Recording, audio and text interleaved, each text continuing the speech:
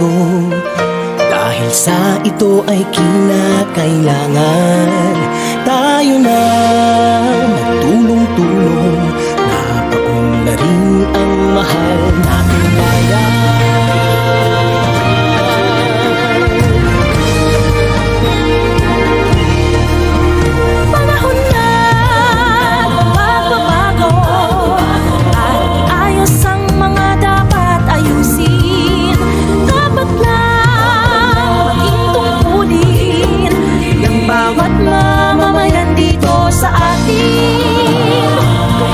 Pagbabago patungo sa pag-asenso, magsikap ng mabuti at nang kuminhawa tayo. Bagong malaki natin sa mundo at ipamalas ang bagong Pilipino at bagong Pilipinas.